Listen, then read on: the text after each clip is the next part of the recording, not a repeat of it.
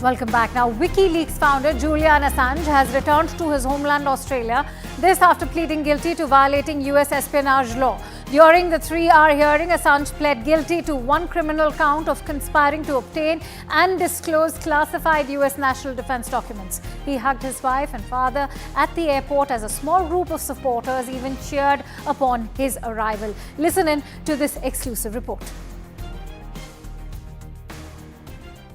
12 years on, I'm visiting Julian in a high-security prison.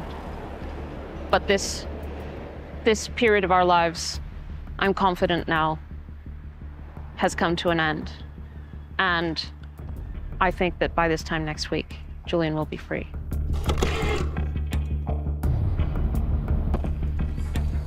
Julian Assange is a free man. The WikiLeaks founder touched down in his home country of Australia after his 14-year battle against extradition to the US ended with a plea deal. Hours before this emotional reunion with his family, Assange pleaded guilty to violating US espionage law in a court on the US Pacific Island territory of Saipan. The court accepted Assange's 62-month prison time served in the UK as his sentence. 52-year-old Julian Assange is the founder of WikiLeaks, a non-profit whistleblowing website that has been instrumental in exposing government secrets around the world. The military encrypted this so they could exchange this between themselves on unclassified networks. You're clear.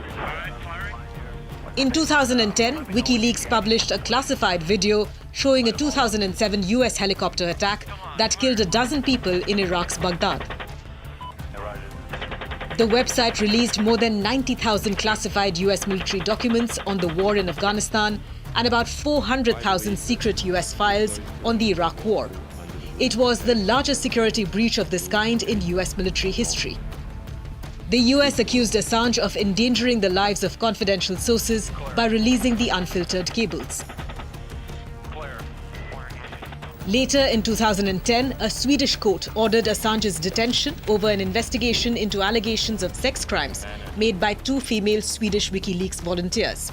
He was arrested by British police, but Assange denied the allegations and called them a pretext to extradite him to the US to face charges over the WikiLeaks releases.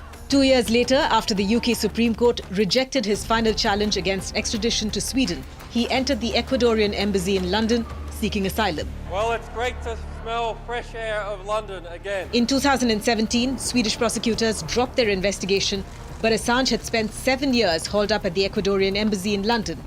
During that time, he had 2 children with his partner Stella.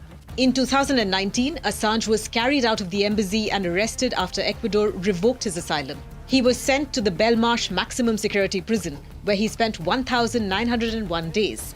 Later that year, the US Justice Department formally asked Britain to extradite Assange to face 18 charges. But a British judge ruled that he should not be extradited because he would be at risk of suicide.